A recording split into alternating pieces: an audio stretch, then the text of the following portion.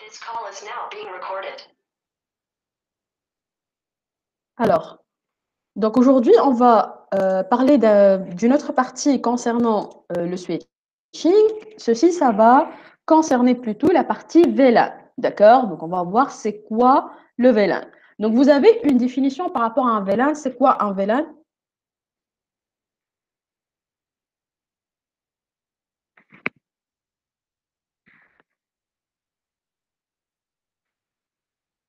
Virtual LAN. Ben, c'est côté acronyme, c'est Virtual Local Area Network. Donc, on va réellement créer quoi? On va créer des réseaux locaux virtuels. Donc, toujours, nous sommes au niveau d'un réseau commuté, au niveau d'un réseau LAN. D'accord? Donc, maintenant, on va voir les techniques qui vont nous permettre de créer ces VLAN. Donc, la création d'un VLAN, elle se base réellement sur quoi? Sur un groupe de périphériques. Donc, on va avoir dans ce VLAN-là un groupe de périphériques qui sont interconnectés. Ces périphériques-là, ils peuvent être des machines, des serveurs, qui partagent bien évidemment un métier bien déterminé. D'accord? Sauf que physiquement, c'est pas obligatoire qu'ils soient au niveau du même local. Donc, vous avez par exemple une entreprise qui est répartie en 3 étages. D'accord?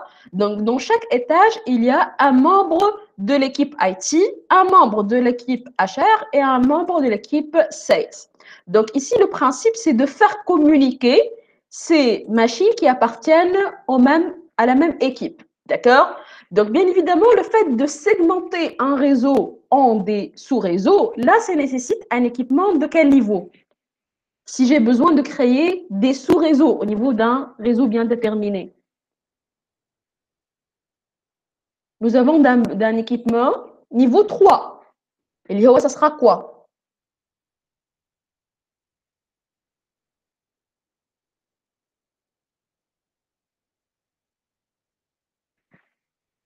Voilà, c'est le routeur. Donc, on a déjà fait le module IP Essential. Donc, le routeur, il permet de diviser les domaines de diffusion. Quand on a un domaine de diffusion, c'est un réseau IP indépendant, d'accord, ayant une adresse réseau, une plage d'adresse IP et une adresse de diffusion, d'accord. Donc, ici, dans un réseau local, j'ai besoin de segmenter les réseaux suivant les métiers, d'accord. Un réseau local auquel il est partagé par plusieurs intervenants, d'accord, des étudiants, une administration, des enseignants. Donc, on doit segmenter ceci, d'accord?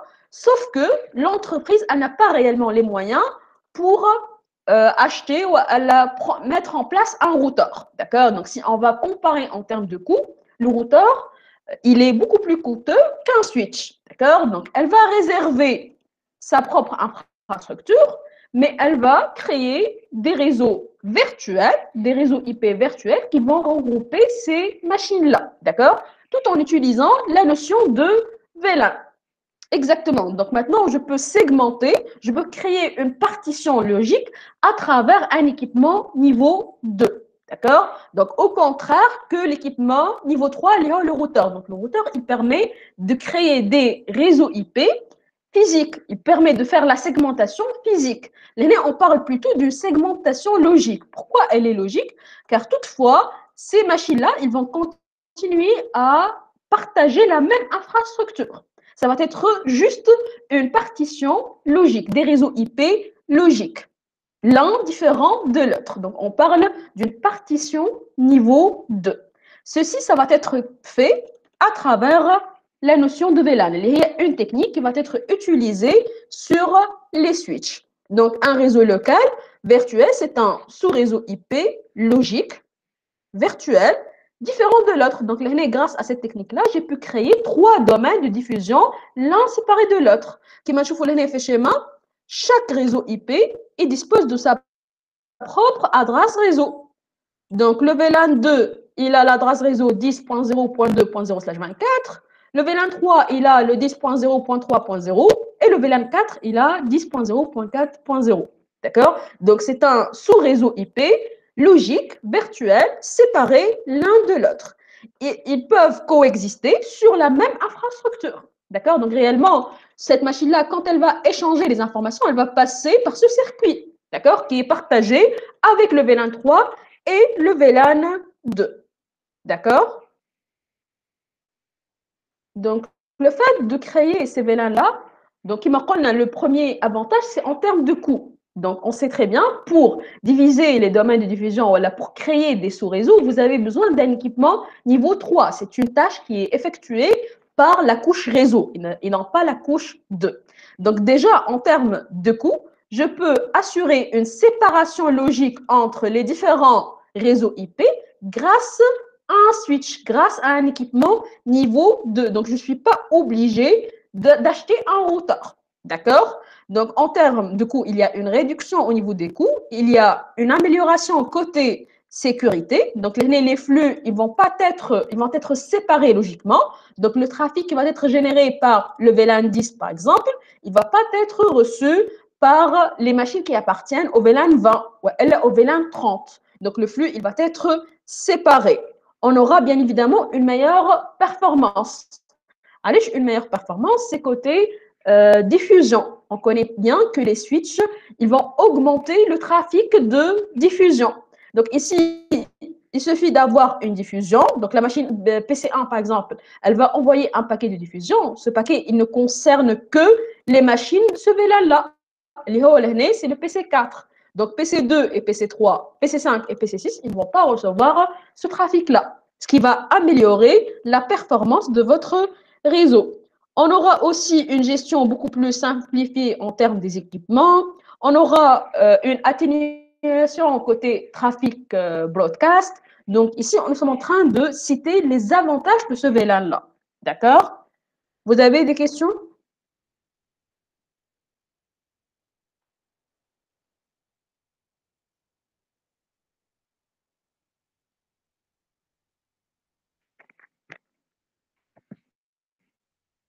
On va parler maintenant par rapport au type de VLAN.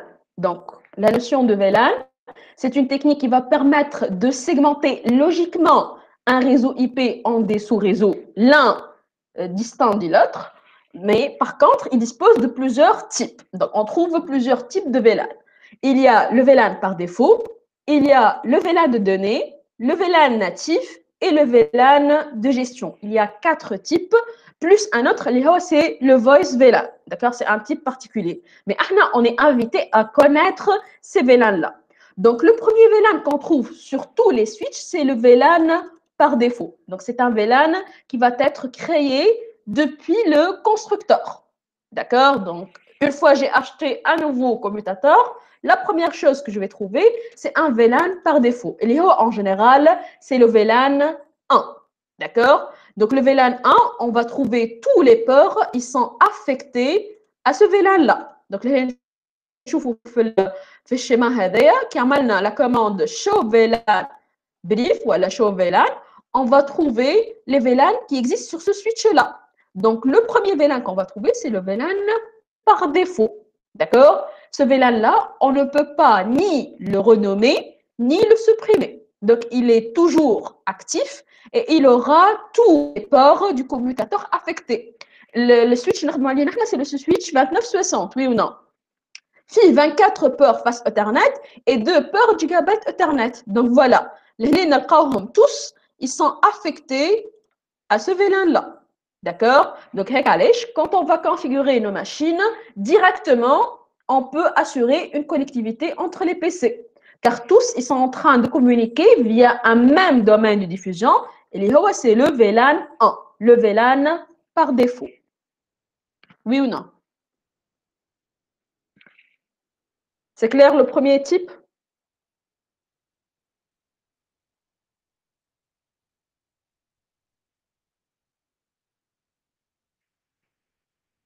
Parfait. Le deuxième type, c'est le VLAN data ou le VLAN de données. Donc, le VLAN data ou le VLAN de données, il va être créé par l'administrateur pour permettre l'échange des informations. Donc, comme ici, au niveau de cet exemple-là, nous avons créé le VLAN faculty, le VLAN student et le VLAN guest. Donc, chacun a un métier bien particulier. Donc, j'ai créé un VLAN pour les étudiants, un VLAN invité et un VLAN pour l'administration. Donc, c'est par métier. Les 3 VLAN, ce sont des VLAN de données. Donc, les utilisateurs, ils vont générer du trafic. Donc, le trafic qui va être généré par ces utilisateurs-là, il va circuler via des données, des VLAN de données. D'accord? Donc, ce n'est pas quelque chose qu'on le trouve par défaut. C'est des VLAN qui vont être créés par l'administrateur. Il y a le VLAN natif. Donc, le VLAN natif, son rôle, c'est d'acheminer les informations ou le trafic non tagué. Par la suite, on va expliquer la notion du trafic tagué et non tagué. D'accord? Donc, juste l'information que vous devez connaître, que le VLAN natif, il va acheminer le trafic non tagué. C'est-à-dire quoi le trafic non tagué? Tout ce qui est contrôle des messages générés des différents protocoles, ils vont circuler via ce VLAN-là, le VLAN natif. Par défaut, le VLAN natif, c'est le VLAN 1. Donc, le VLAN 1, c'est le VLAN par défaut et c'est le VLAN natif. Sauf que ici, on peut le modifier. D'accord? Donc, c'est vrai que c'est par défaut le VLAN natif égale à 1, mais je peux le modifier au niveau de la configuration. Le quatrième VLAN, c'est le VLAN de gestion. Donc, qu'est-ce qu'il va faire ce VLAN-là? C'est tout ce qui est tâche de gestion de ce commutateur-là. Ça va vous permettre d'accéder à distance. Donc, quand on va accéder à distance à ce switch pour le configurer, donc le trafic généré, il va circuler sur le VLAN management, sur le VLAN de gestion. Donc, il concerne réellement la gestion du commutateur, la configuration du commutateur. Et bien évidemment, il est par défaut sur le VLAN 1. D'accord?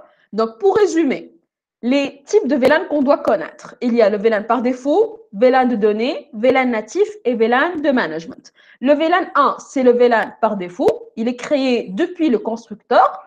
On va trouver tous les ports membres de ce VLAN-là, de ce domaine de diffusion. D'accord? On ne peut ni le renommer, ni le supprimer. D'accord? Le VLAN de données, il va transporter toutes les informations qui vont être générées par l'utilisateur. Le VLAN natif, c'est le VLAN qui va transporter les trames non taguées. On aura l'occasion par la suite pour traiter cette tâche-là. D'accord? Donc, juste sa définition. Par défaut, c'est le VLAN 1 aussi. Il va jouer le rôle de VLAN natif. Le quatrième, c'est le VLAN de gestion. Donc, il va assurer, il va transporter toutes les informations de gestion du commutateur. D'accord? Donc, des flux SSH, SNMP, syslog, ainsi de suite. Tout ce qui concerne la gestion du commutateur. Par défaut, aussi, c'est le VLAN 1. Le VLAN natif et le VLAN de gestion, ils peuvent être modifiés. Je me le VLAN par défaut à un autre VLAN. D'accord? Des questions jusque-là?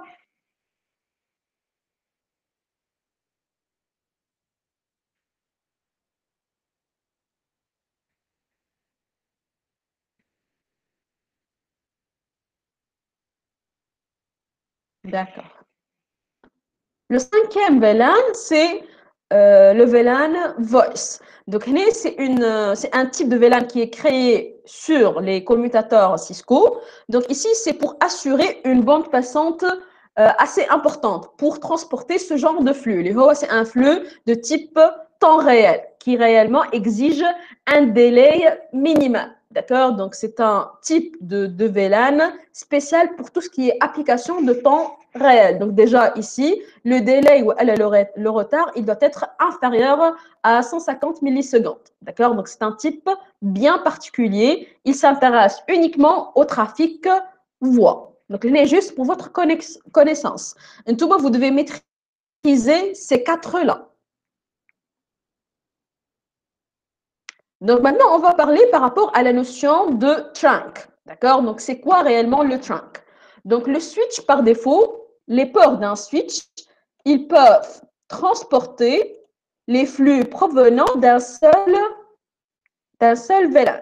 D'accord? Donc, comme on voit ici, le port Fast Ethernet 011 du switch S2, il va transporter le flux qui provient du VLAN 10 uniquement. Aussi, le port 018, il va transporter uniquement le flux qui provient de VLAN 20. Le port 6, il va transporter le flux qui provient uniquement du VLAN 30. De même, l'année. D'accord? Sauf que les connexions entre S1 et S2, S1 et S3, ils sont obligés de transporter les flux qui proviennent de 3 VLAN.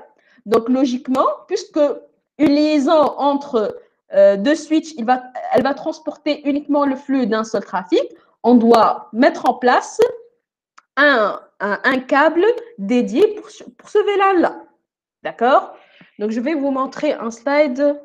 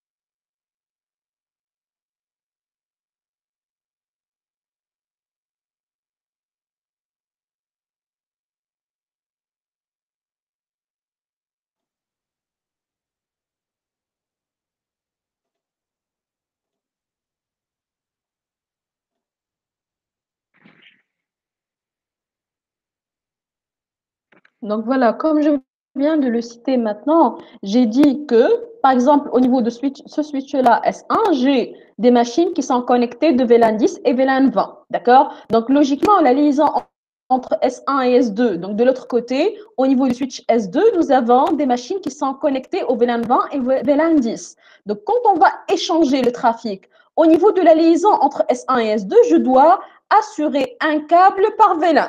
D'accord? Donc, on doit mettre en place un câble par VLAN. Donc, imaginez que nous avons 10 VLAN. Donc, il me faut combien de câbles entre S1 et S2 dans ce cas-là?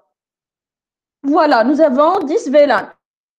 Donc, à chaque fois que vous allez augmenter le nombre de VLAN, vous serez obligé à mettre en place un nouveau câble. D'accord? Donc, à un certain moment, bien évidemment, le commutateur ne peut plus supporter ce nombre-là. D'accord? Donc, afin de corriger ce problème-là, on va garder juste une seule liaison, mais on va activer ce qu'on appelle le mode trunk. C'est-à-dire quoi le mode trunk? C'est-à-dire que cette interface, elle va être partagée en même temps par les VLAN qui existent. Donc, sur le S1 et sur le S2, nous avons le VLAN 10 et le VLAN 20.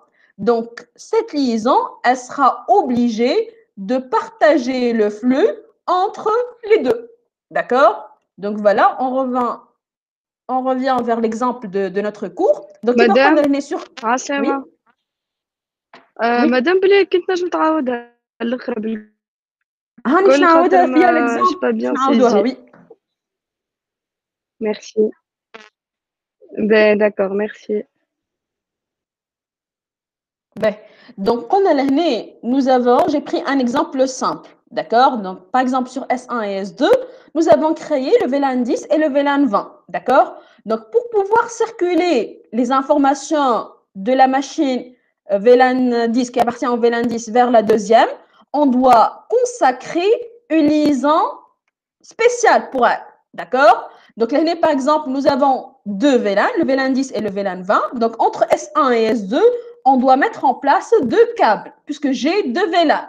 J'ai dit, imaginez que vous avez 10 VLAN. Donc, vous serez obligé à utiliser combien de câbles? Donc, celle qui a fait la remarque maintenant. Donc, on va... Voilà, 10 tu 10 dois مدام relier entre les deux switches par 10 câbles. Donc, c'est une chose qui n'est pas réellement côté configuration, ça ne sera pas flexible. D'accord? Donc, si on va augmenter au niveau de nombre de VLAN qu'on va créer, je suis obligée d'augmenter au niveau de nombre de liaisons. Donc, la solution à mettre en place, c'est d'activer ce qu'on appelle le mode trunk. C'est-à-dire quoi le mode trunk? C'est-à-dire que je vais garder une seule liaison physique, mais cette liaison, elle va être partagée par les deux VLAN en même temps. La machine qui appartient au VLAN 10 et la machine qui appartient au VLAN 20, s'ils vont générer le trafic en même temps, les deux, ils vont pouvoir envoyer leur information sur la même liaison en même temps. D'accord? Donc, c'est l'objectif de l'activation du mode trunk. Donc, vous aurez un seul port qui va vous permettre de transporter le trafic qui est généré de plusieurs VLAN. C'est clair ou pas? C'est au lieu de faire t'as dit liaison, Exactement. c'est ça. Exactement. C'est pour minimiser le coût, Le coût liaison. de 1 et de 2, le switch, il n'est pas capable de supporter 100 liaisons. D'accord? Donc, à un certain moment, votre commutateur, il a une limite. Si 24 ports Fast Ethernet, si je dépasse ce nombre-là, je ne peux pas assurer un câble par VLAN. D'accord? Donc, c'est une façon optimisée au niveau de la configuration. D'accord? Donc, si on revient vers notre exemple, donc, j'ai 3 VLAN. Donc, logiquement, les liaisons entre ces switches-là, entre S1 et S2, je dois câbler combien de switches? Si on parle sans trunk, je dois avoir 3. De l'autre côté, aussi, je dois avoir 3 liaisons. Chacun, il va être dédié à un VLAN bien particulier. D'accord? Donc, bien évidemment, cette façon, elle n'est pas optimisée. En utilisant le mode trunk, on va garder juste une seule liaison. Donc, S1 et S2, ils sont reliés par le câble Fast Ethernet 01 de part et d'autre. D'accord?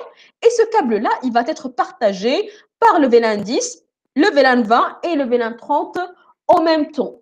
D'accord? Donc, on va pouvoir envoyer les informations en même temps. D'accord? Donc, on parle du mode trunk. D'accord?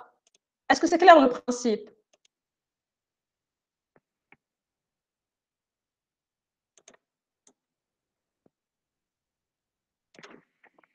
C'est bon? Voilà. Donc, en utilisant maintenant la notion de trunk, on parle de l'encapsulation 802.1Q. Donc, réellement, en utilisant le mode trunk, on va modifier au niveau de la trame Ethernet. Pourquoi on va modifier, à votre avis, au niveau de la trame Ethernet? Donc, la question qui se pose, quand on va envoyer le trafic de VLAN 10, VLAN 20 et VLAN 30 sur la même liaison, j'ai besoin de faire quoi? J'ai besoin de faire la différence. Ce trafic, il provient de VLAN 10 ou bien VLAN 20 ou bien VLAN 30 pour pouvoir le commuter, oui ou non? Donc, l'encapsulation 802.1.q, qu'est-ce qu'elle va faire? Elle va ajouter au niveau de l'entête une encapsulation ou une tag. Donc, là, la trame Ethernet interne, elle va être modifiée. Donc, c'est la trame initiale, adresse MAC destination, adresse MAC source et les différents champs. Ici, on va insérer une nouvelle information, elle est nommée tag. Je m'en ai un tag, c'est-à-dire une étiquette. Le champ le plus important au niveau de ce tag-là, c'est l'ID du VLAN. Donc, je vais ajouter une étiquette. Chaque trame qui va être générée, elle aura une étiquette. VLAN 10, VLAN 20, VLAN 30. D'accord? Donc, à quel niveau elle va être mise, à votre avis, cette étiquette? Donc, ici, par exemple, au niveau de switch S2, c'est le port Fast Ethernet 011. Est-ce que j'ai besoin de faire une étiquette?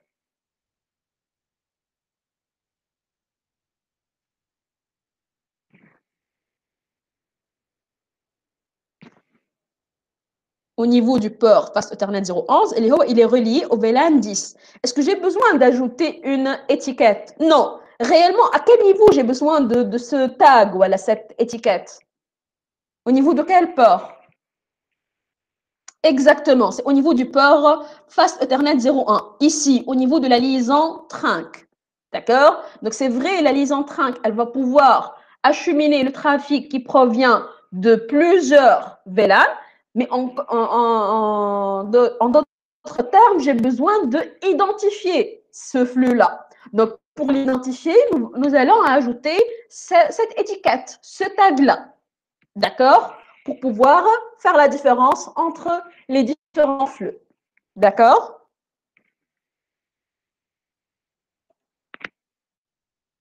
Vous avez des questions là-dessus?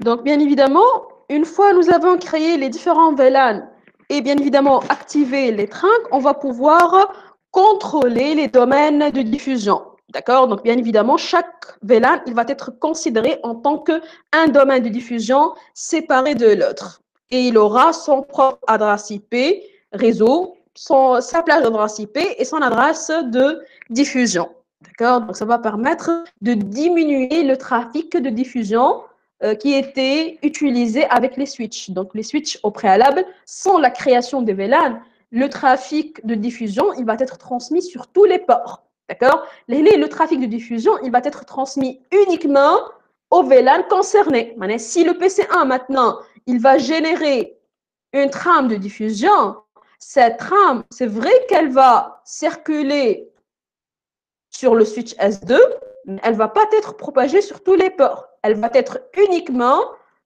envoyée en diffusion sur le PC4.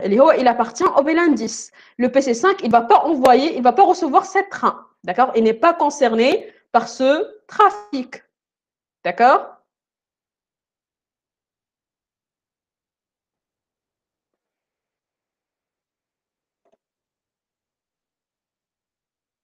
Donc, on va revenir par rapport à la notion de VLAN natif. Donc, en utilisant une liaison, voilà, en activant la liaison trunk, ici, on va pouvoir circuler le trafic tagué. Le trafic qui va être tagué, ayant une étiquette, il va circuler sur cette liaison. Maintenant, quand on aura du trafic non tagué, un trafic qui ne dispose pas, qui n'appartient pas ni au VLAN 10, ni au VLAN 20, ni au VLAN 30, il va circuler sur le VLAN natif. Donc, le VLAN natif, pourquoi il est important? Parce qu'il va transférer tout ce qui est trame non taguée, n'ayant pas une tag. Elle n'appartient ni au VLAN 10, ni au VLAN 20, ni au VLAN 30. Une trame taguée, elle n'a pas le droit de circuler sur un VLAN natif. Une remarque très importante, d'accord? Donc, on ne peut pas transmettre le flux qui provient du VLAN 10 sur le VLAN natif. C'est impossible. Son propre circuit, d'accord? Donc, le VLAN natif, il va exister au niveau du liaison trunk. Donc, au niveau des liaisons trunk, on doit annoncer c'est quoi notre VLAN natif. Dit l'importance du VLAN natif, d'accord? Donc, une fois on a une trame non taguée, telle que tout ce qui est flux de contrôle, tout ce qui est flux de le protocole STP, il va circuler via ce VLAN-là, via ce VLAN spécial. D'accord? Donc, il ne prend en considération que les flux non tagués, n'ayant pas une étiquette. D'accord? Et bien évidemment, il va être associé à un port trunk, à ce qu'on appelle un port d'agrégation. Donc, le trunk, c'est en anglais et agrégation, c'est en français. D'accord? On parle d'une agrégation. C'est clair?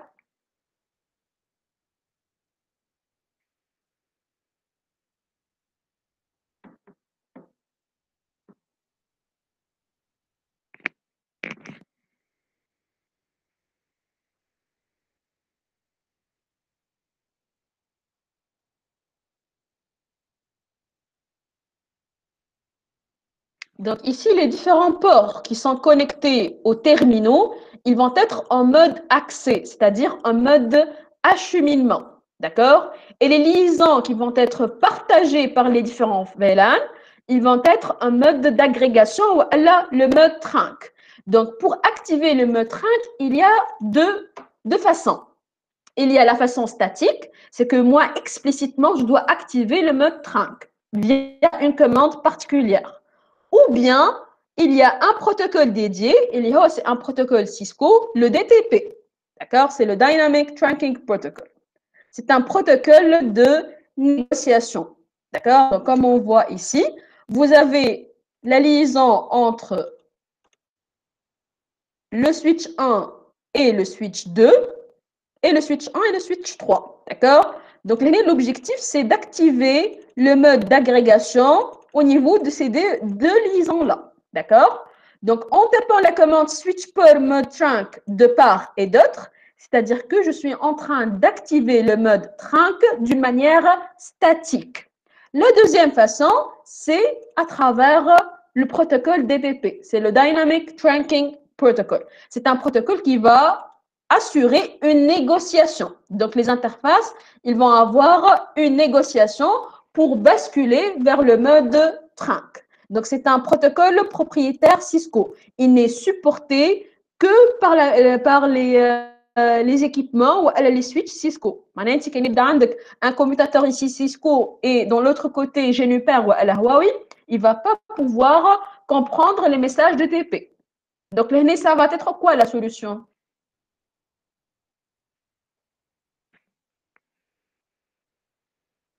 Le mode statique. Si j'ai besoin, très bien, très bien. C'est le fait d'utiliser le mode statique, tout simplement. D'accord? Donc, le switch mode trunk de part et d'autre. Donc, la négociation, elle n'est valide qu'entre deux commutateurs Cisco. D'accord? Bien évidemment, la négociation, elle dépend bien évidemment de deux paramètres. D'accord? C'est la configuration de bout en bout. Donc, on va voir via ce tableau-là. Donc, nous aurons le switch per mode access. Donc, nous aurons le mode access sur une interface, ou bien le mode dynamic auto, le mode dynamic désirable, le mode trunk et le switch per non-negotiate. Donc, le switch per mode access, c'est le mode d'acheminement et qui supporte uniquement le flux qui provient d'un seul VLAN. D'accord? Donc, l'aîné, en quelque sorte, c'est le mode non-trunk. Donc, il ne supporte pas réellement le trunk. Même si vous êtes en négociation entre deux interfaces, une configurée en mode access et l'autre en mode trunk, on ne peut pas basculer vers le trunk. Alors, le mode access, c'est l'inverse. D'accord? Donc, ça ne sera pas réellement faisable. C'est un mode d'acheminement pour un seul VLAN. Le mode Dynamic Auto, donc c'est le mode par défaut qu'on le trouve sur les interfaces Ethernet. Donc l'aîné, c'est un mode passif. Donc pour basculer vers le mode trunk, il va attendre une invitation. Une invitation de la part de qui? De la part d'une interface voisine qui est configurée en mode désirable ou elle est en mode trunk. Quand on va trouver deux interfaces avec le mode Dynamic Auto, ils ne peuvent pas basculer vers le mode trunk. D'accord? C'est un mode passif. Il attend toujours l'invitation du deuxième bout pour pouvoir basculer vers le mode trunk. Le mode dynamique désirable, c'est le mode qui essaie toujours de basculer vers le mode trunk. C'est le mode actif. C'est lui qui va commencer ou qui va initier ce basculement. D'accord? Donc, quand on voit trouver désirable, on peut basculer vers le mode trunk. Désirable auto, aussi, c'est possible de basculer vers le mode trunk. Le switch per mode trunk, c'est le mode statique réellement. D'accord? Donc, explicitement, je suis en train d'annoncer que cette interface, elle est en mode trunk. Et le switch per non-negotiate, c'est le fait de désactiver les négociations sur une interface. D'accord? Donc, si l'autre bout, c'est un commutateur qui est non Cisco, donc je dois arrêter les négociations en mode DTP. L'interface neighbor, elle ne peut pas supporter réellement ce flux-là. Donc, je m'excuse une minute, s'il vous plaît.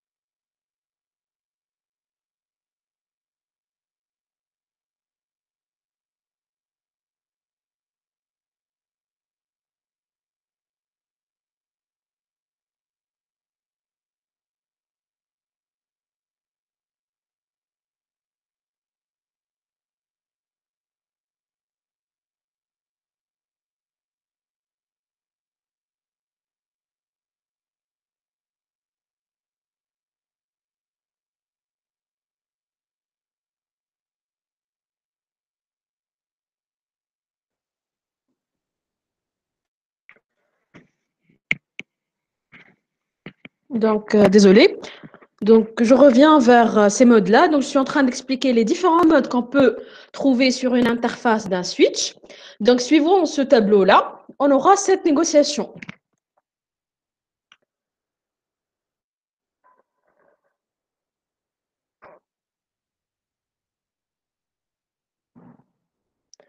Donc, là, on va supposer que ce sont les configurations possibles pour le premier commutateur, le commutateur 1, ou là, ce sont pour le commutateur 2. Donc, si vous avez les interfaces, les deux interfaces en mode auto, on aura le mode access. Si désirable auto, on aura le mode trunk. Trunk auto, c'est trunk. Access auto, ça va être access. Donc, le mode access, c'est un mode qui est passif. Donc, toujours, il attend l'invitation du deuxième bout.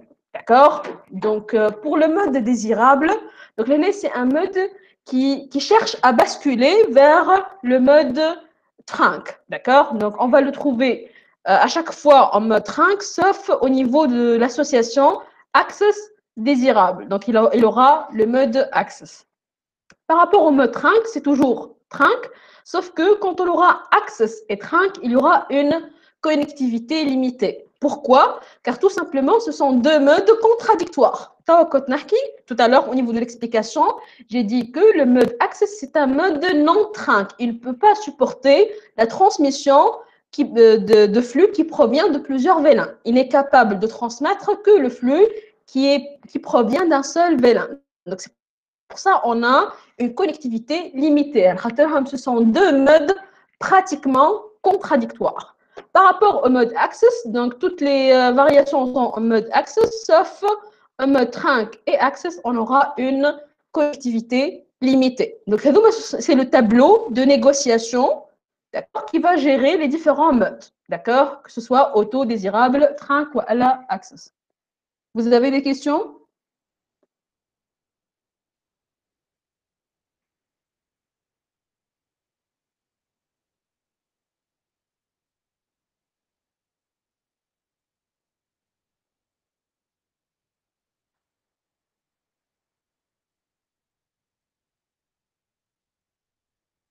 Ben, je répète.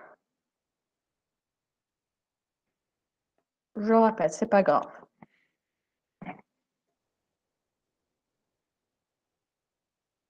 Ben, ce que j'ai fait maintenant, je vous ai expliqué les différents modes, d'accord? Donc, chaque interface d'un switch, elle a un mode particulier, un de ces modes-là, d'accord? Ça sera soit le mode access, soit le mode dynamic auto, le mode désirable, trunk ou non negotiate, d'accord?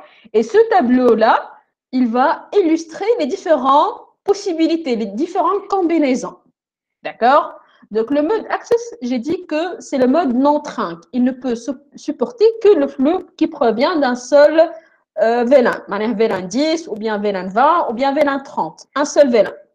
Donc, c'est le contraire du trunk. Le mode dynamic auto, on a dit que c'est un mode qui est passif. Donc, il attend toujours l'invitation du commutateur ou de l'interface voisine.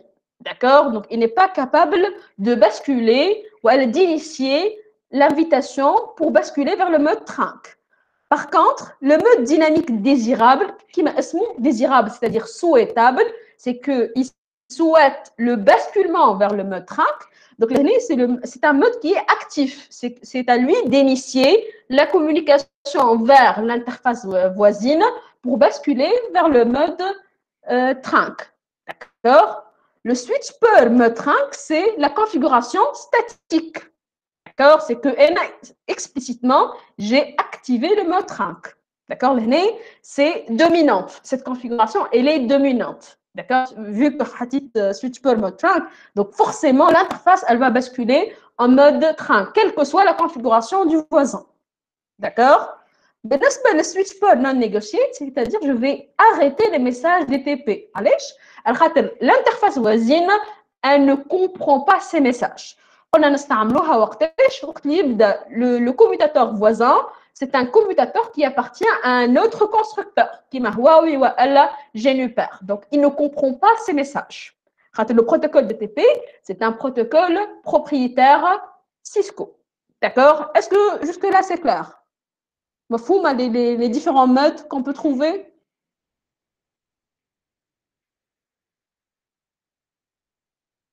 Ben, le tableau maintenant que j'ai affiché.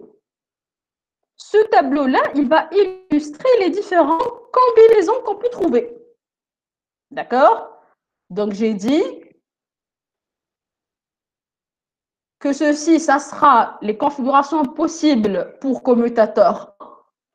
Là, c'est pour le commutateur 1. Là, c'est pour le commutateur 2. Ce sont les combinaisons possibles qu'on peut trouver. D'accord? Et tout à l'interface switch S1, elle est en mode dynamique auto. Et dans l'autre bout, c'est dynamic auto aussi. L'interface, elle est en mode access. Alors, le dynamic auto, c'est un mode qui est passif. Il ne peut pas basculer toute seule vers le mode trinque. D'accord? S'il trouve l'interface voisine en mode désirable, il switch vers le mode trinque automatiquement, d'une manière dynamique. S'il trouve trinque, l'interface voisine, il bascule vers le mode trinque. S'il trouve le mode access, il va garder la configuration access. D'accord? Est-ce que c'est clair jusque-là?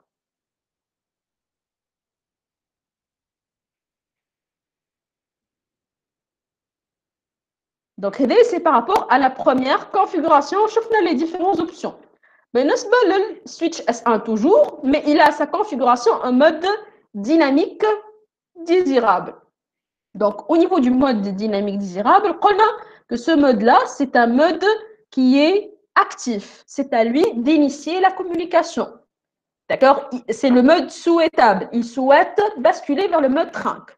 Donc, il sera trinque pour toutes les options. Il y a dynamique auto, dynamique désirable et trinque. D'accord?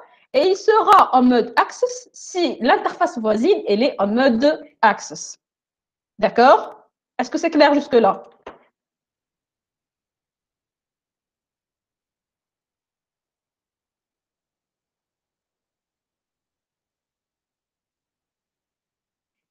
La troisième configuration, si le switch il est en mode trinque, statiquement, j'ai configuré switch per mode trinque. L'interface ou la liaison, elle sera trinque, sauf que pour la combinaison access trinque, si notre bout il est en mode access, la connectivité, elle sera limitée déjà. Donc réellement, on ne parle pas d'une liaison saine, on ne parle pas d'une liaison où elle a une communication normale. La liaison, elle sera réellement bloquée. Je ne peux plus envoyer un flux ou un trafic du train. Allez, j'ai deux bouts de communication. Un, il active le mode access et l'autre, il active le mode train. Ce sont deux modes contradictoires. Est-ce qu'on peut envoyer un flux sur une telle liaison? Une, elle est en mode train, l'autre, elle est en mode access.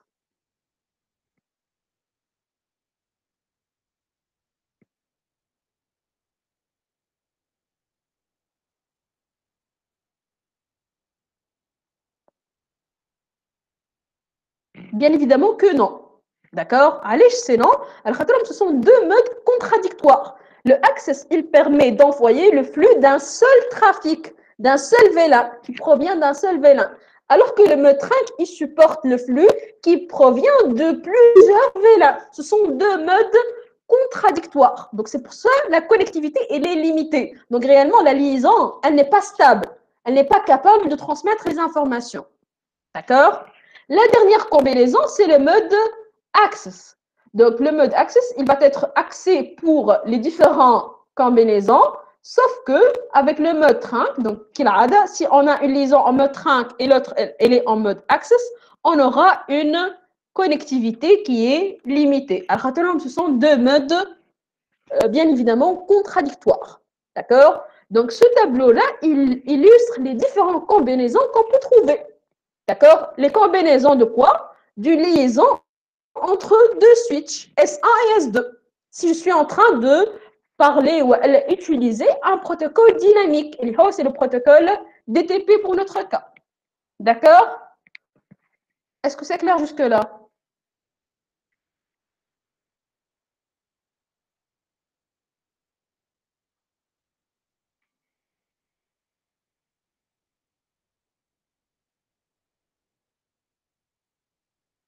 Vous avez des questions?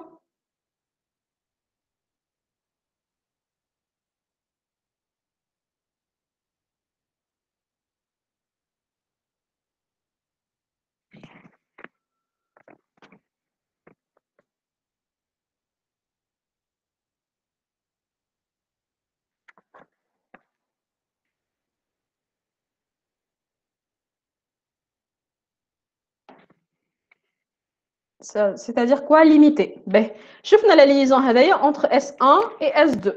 D'accord? Donc, entre S1 et S2, au niveau de l'interface face Ethernet 0.1, je vais configurer le mode access. D'accord? Donc, l'interface, elle est en mode access. Par contre, la deuxième, elle est en mode trunk. D'accord? علاش la liaison elle est limitée ou la connectivité elle est limitée? Ce sont deux modes contradictoires. Donc l'interface réellement, elle ne peut pas juger est-ce qu'elle doit basculer en mode trunk ou elle en mode access. Ce sont deux modes contradictoires. Mais dès qu'ils sont contradictoires, c'est-à-dire que la liaison elle sera pas stable. Donc c'est pour ça qu'on parle d'une connectivité limitée. D'accord? Donc réellement c'est une erreur. Cette liaison là, elle va être une liaison erronée. Ce ne sera pas une liaison saine auquel je peux partager les informations. D'accord? Elle n'est pas stable. C'est bon, Farah, ou pas?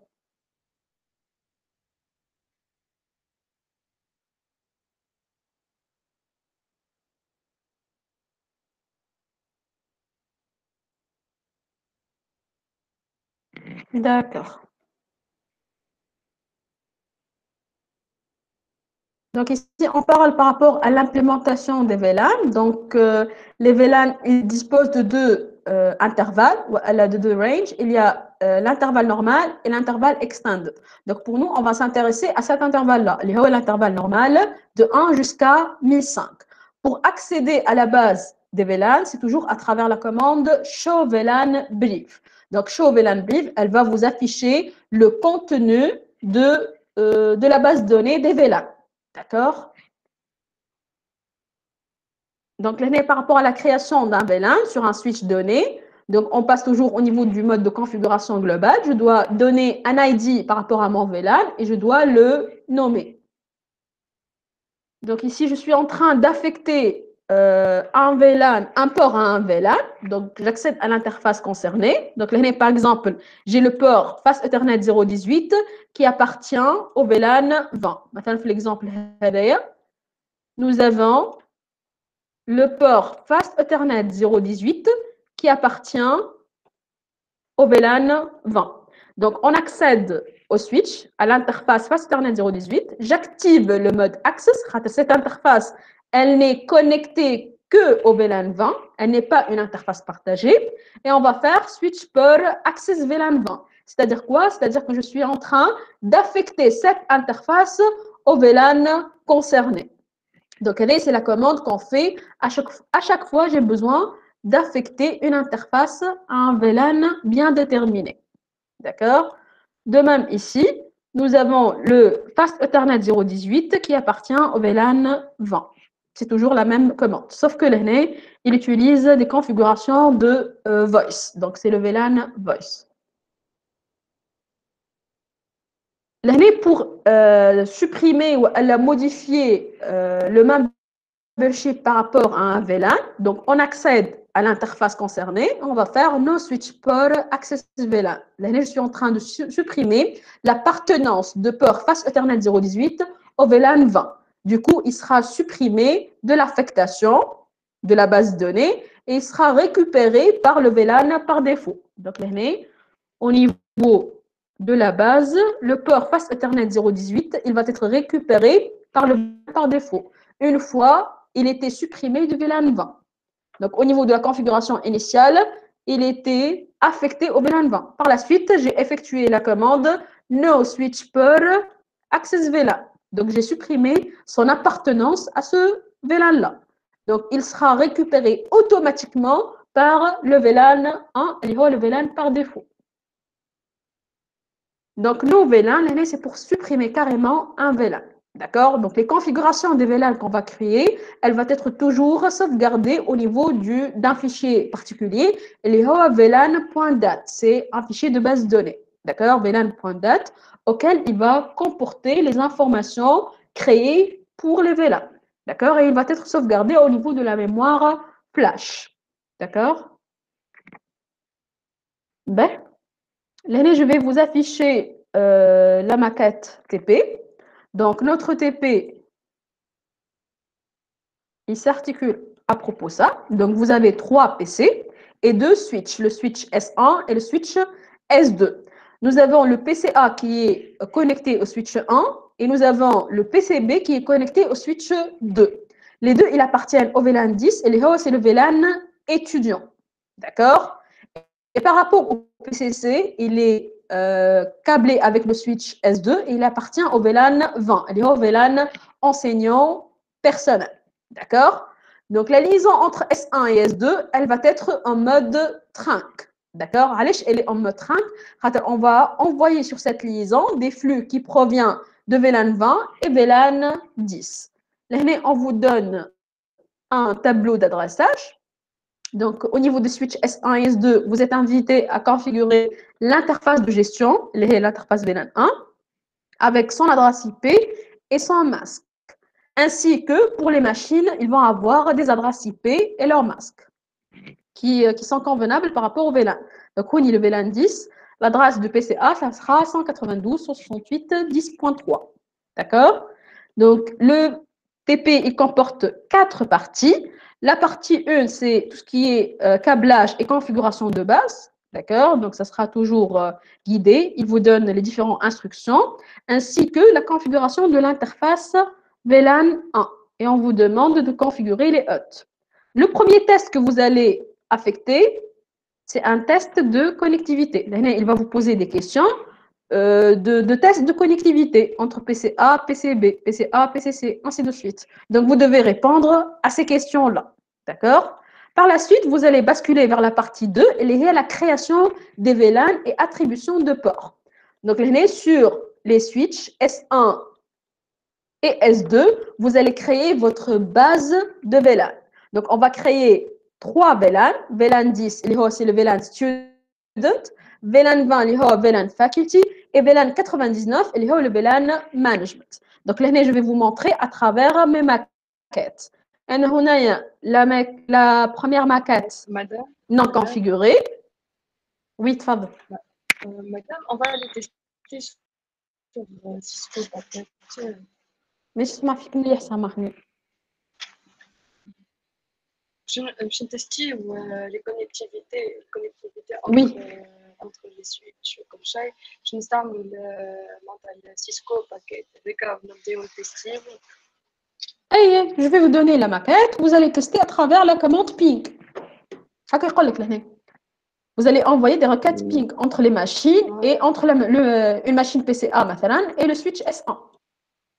C'est ping, d'accord? Donc, je n'ai comme un embed, en fait, cette maquette-là, d'accord? Donc, une maquette qui est en blanc, non configurée, et tout, vous allez la configurer. Voilà.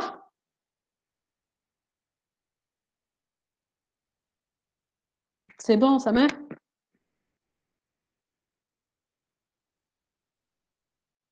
Parfait. Oui, madame. D'accord. Donc, là, je vais montrer la base des VLAN sur la maquette blanche. Donc, show VLAN brief, je vais trouver uniquement le VLAN 1, le VLAN par défaut. Quels sont les ports membres de ce VLAN-là, suivant cette capture? Quels sont les ports membres de ce VLAN-là?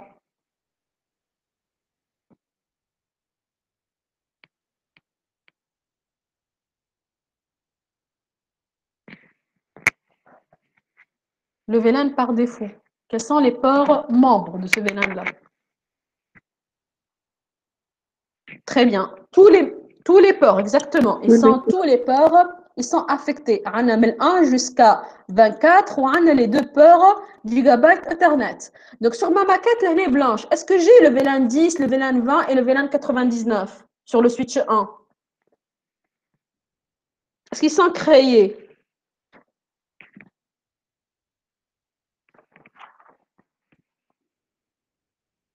Non, bien sûr, d'accord? Donc maintenant, je vais basculer avec vous vers la maquette configurée pour vous montrer la différence, d'accord? Donc là, si je vais accéder à mon switch et je vais taper la commande show VLAN brief, qu'est-ce qu'on remarque sur la deuxième maquette?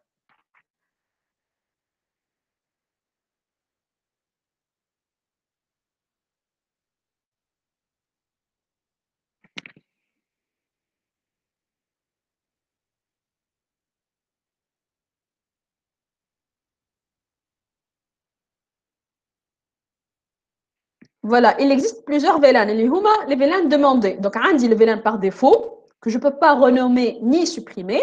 Et j'ai créé le VLAN student, et c'est le VLAN 10, ou le VLAN 20, اللي هو faculty, ou le VLAN 99, اللي هو le VLAN management. D'accord? Donc, c'est après l'exécution de ces commandes-là. D'accord? J'ai pu créer la base de mes VLAN. D'accord? Donc, il suffit de suivre les consignes, les commandes, il existe. Donc, vous allez trouver la même capture que moi. D'accord? Une fois, vous créez les VLAN sur S1 et sur S2. D'accord? Donc, vous allez juste suivre les commandes et les questions. D'accord? Donc, déjà, c'est guidé. Par la suite, vous aurez l'affectation des ports au VLAN. Donc, là, on a le port Fast Ethernet 06. J'active le mode Access et je vais l'affecter au port VLAN 10. Donc, le port 6, c'est un port qui appartient au VLAN 10, le VLAN étudiant, et qui existe au niveau du switch 1. Donc, si on revient ici, vers l'affectation, je vais trouver le port 6, voilà, qui est affecté au VLAN 10. Donc, on a une affectation de port vers un VLAN bien particulier. D'accord? Donc, au niveau de cette étape-là, il va changer l'interface de management, l'interface SVI, Switch Virtual Interface. Donc, par défaut, c'était l'interface VLAN 1. Maintenant, il va la modifier. Donc, il va désactiver l'adresse IP et il va l'attribuer au VLAN 99. Donc, on l'a déjà dit la dernière fois qu'on peut changer l'interface SVI. Ce n'est pas toujours qu'elle sera l'interface VLAN 1. Donc, il vous donne la main pour la modifier. Donc, voilà, ce sont des questions pour vous guider dans votre configuration. C'est une étape d'affectation des ports, d'accord? Donc, il y a comme un intervalle et il vous donne, ils vont être affectés à quel VLAN? C'est le VLAN 10 ou c'est le VLAN 20. Donc, on a le capture. Pour le VLAN 10, on dit le port 6, 12, 13, 14, 15 jusqu'à 22. D'accord? Et pour le VLAN 20, on indiqué chez le port Fast Ethernet 011. D'accord? Donc, là, c'est suivant l'affectation. Par la suite, il va supprimer un membership. Donc, il va supprimer le port Fast Ethernet 024 du VLAN 20. Et on va voir, ça va être quoi la conséquence. Juste, il faut suivre les consignes, hein, c'est guidé. Juste, je vais aller comment le port il va être éliminé. Est-ce qu'il sera récupéré par le VLAN par défaut, oui ou non? D'accord? Donc, juste, il faut suivre les consignes. De même, là, on va y arriver à la partie du mode trunk. Donc, vous aurez la possibilité de configurer et le mode statique et le mode dynamique. Donc, la première chose, vous aurez la liaison Fast Ethernet 01 de part et d'autre. Et c'est la liaison d'origine, d'accord, entre les deux switches. Vous allez activer le mode trunk statique. C'est-à-dire quoi? C'est-à-dire à travers la commande switch port mode trunk de part et d'autre. Il ne faut pas oublier de spécifier le VLAN natif. Et là, ça sera le VLAN 99. Pourquoi le VLAN natif il est important?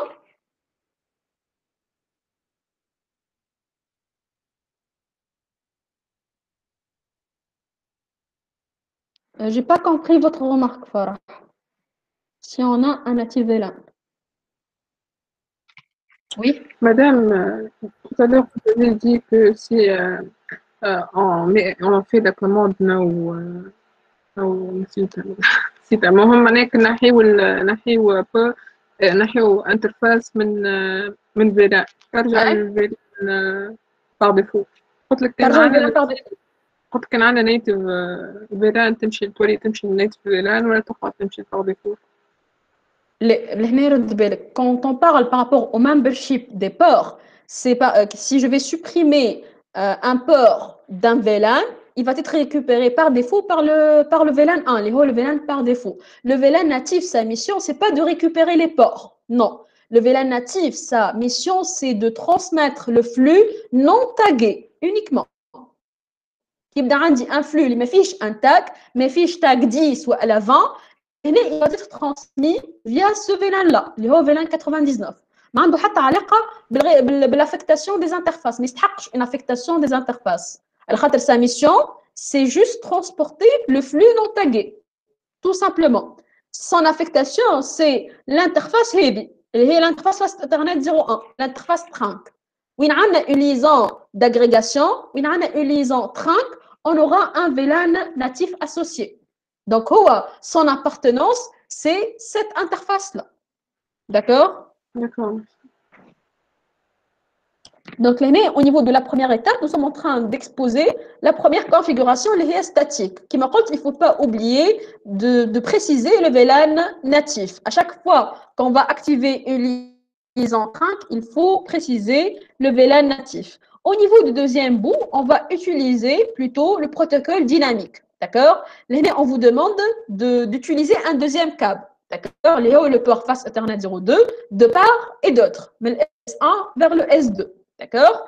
Et utiliser cette configuration, le switch peur, mode dynamique désirable, le mode souhaitable, et voir si l'interface, elle va basculer en mode trunk, oui ou non. Donc, là, je vais vous montrer sur ma maquette. Je vais essayer de garder juste une seule liaison. Donc, je vais commencer par statique. Donc, show interfaces, trunk. À chaque fois, je vais l'utiliser cette commande pour voir si mon interface, elle a basculé vers le mode trunk, oui ou non. Donc, on y a dit le port face Ethernet 01. Le mode, c'est on, vu que c'est statique. Encapsulation 802.1.q. Et le statut, c'est trunking. Le VLAN natif, c'est le VLAN 99. D'accord? Dans l'autre bout, maintenant. C'est le switch 2. Je vais faire la même chose. Show interfaces trunk. Voilà, le port face Ethernet 01, le mode c'est on, l'encapsulation 802.1q et le statut c'est trunking. Le VLAN natif c'est le VLAN 99. Donc ma question maintenant, est-ce que la liaison face Ethernet 01 ici, elle a basculé en mode trunk? Est-ce que réellement le port c'est un port d'agrégation? Parce qu'ici, il peut supporter la transmission du VLAN 20 et VLAN 10 de cette maquette. Suivant les captures qu'on a montrées maintenant. Est-ce qu'on peut parler du trunking ici?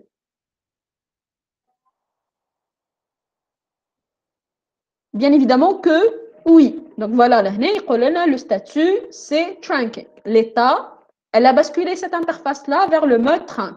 Maintenant, par rapport au dynamique, qui m'a comme ça sera pour l'interface face Ethernet 02. D'accord? Donc, je vais répéter la même chose. Show interfaces trunk. Qu'est-ce qu'on remarque là? Face Ethernet 02 sur le switch 1, elle dispose du mode désirable. C'est un mode dynamique, c'est le mode souhaitable qui veut réellement basculer vers l'état de trunking. D'accord? Donc, il précise l'encapsulation, il précise l'état et il précise le VLAN. D'accord? Dans l'autre côté maintenant. Demain. Donc, le port face Ethernet 02, le mode c'est auto, c'est le mode par défaut, d'accord? L'encapsulation 802.1q et le VLAN natif. Donc ici, est-ce que notre interface face Ethernet 02, elle a basculé vers l'état de trunking en mode dynamique, axe l'interface face Ethernet 01. C'était un mode statique. Je fais le mode on tout à l'heure.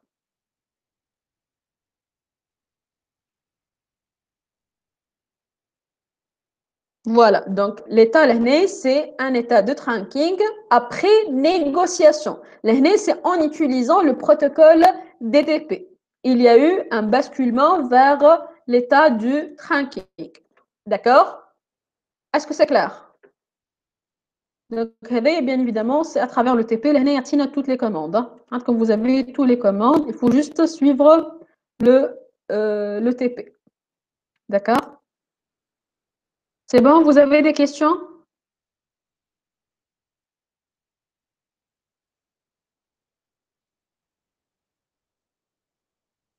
Ben, maintenant, sur l'espace Classroom, pour la partie asynchrone que vous devez entamer maintenant, vous allez trouver un travail à faire. Et cette maquette-là, je vais partager avec vous une maquette non configurée ainsi que ce fascicule de TP. D'accord? Donc, ce que je vous demande, c'est de suivre les différents consignes et répondre aux questions au niveau de ce TP-là. D'accord? Donc, ça sera publié maintenant au niveau de votre espace Classroom. D'accord?